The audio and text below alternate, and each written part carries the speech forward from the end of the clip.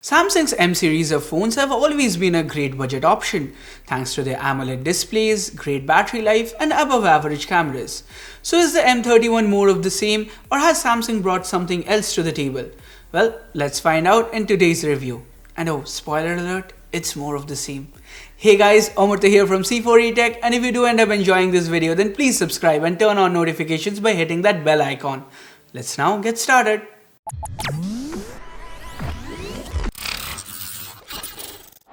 Last year when Samsung came up with the M30S, we were really impressed. It was a significant upgrade over the M30 in almost all areas. In fact, the M30S even managed to bag our best mid-ranger from a Tier 1 brand award at C4E Awards 2019. So when the M31 came out, we went in with high hopes. However, despite being the newest device in the M30 generation, the M31 isn't that big of a leap forward. In fact, this is pretty much the same phone as the M30S. The only new thing here is the improved optics. So let's start with that. First up, we have a new 64 megapixel primary shooter in here with an f1.8 aperture. The colors and dynamic range are pretty good, and the photos do look quite sharp. Zooming in, there does seem to be a bit of over sharpening being done in post, and I could particularly notice it with the greens of the leaves. Now we generally do not get a huge difference jumping from 16 megapixel to 64 megapixel for these quad Bayer sensors, but on the M31, the 64 megapixel snaps have significantly better detail levels. Cropping in, we can see how clear the outlines and details of the yellow flowers are in this higher megapixel picture. Moving on to low light shots, the M31 has a dedicated night mode. That, combined with the quad Bayer technology and the big f1.8 aperture, means that we get bright looking pictures.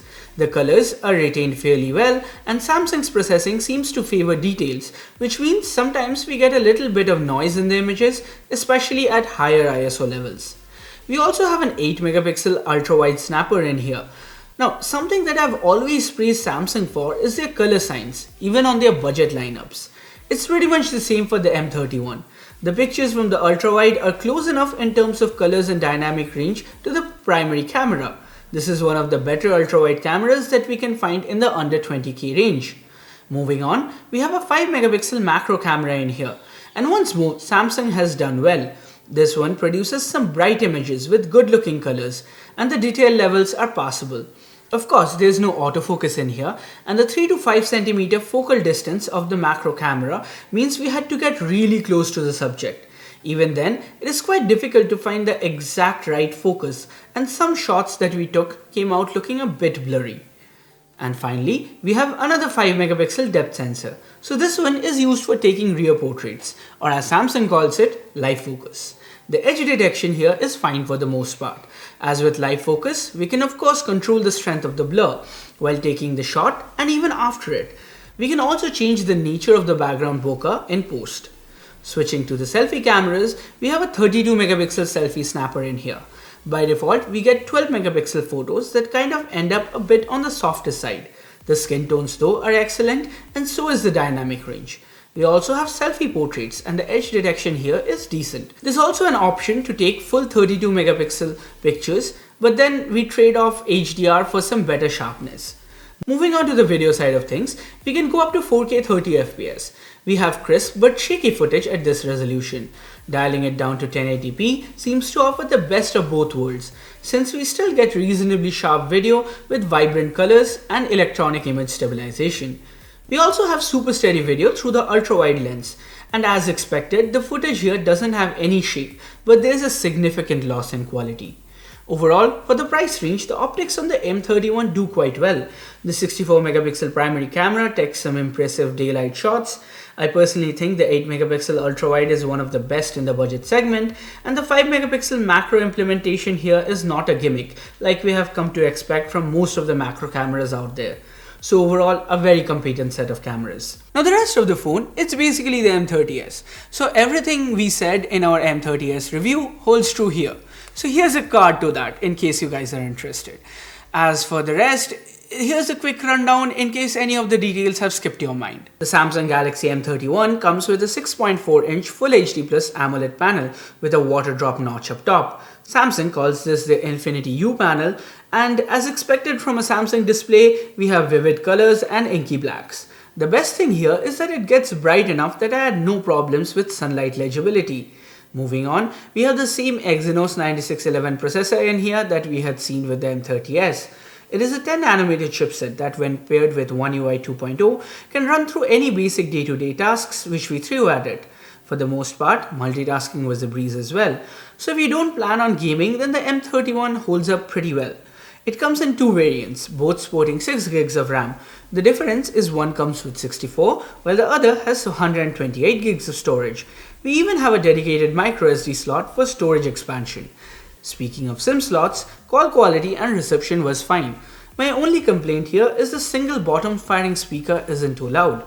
And the placement means that it's pretty easy to cover with our hands, especially when gaming or watching videos in full screen. On the gaming side of things, the Mali G72 MP3 GPU inside the M31 can play most modern titles, but not at the highest graphics settings. We tried Call of Duty Mobile, and at the medium settings the game ran fine. But when we switched it to high, we ran into some lags and skipped frames. So if you're a mobile gamer, I'd stay away from the M31.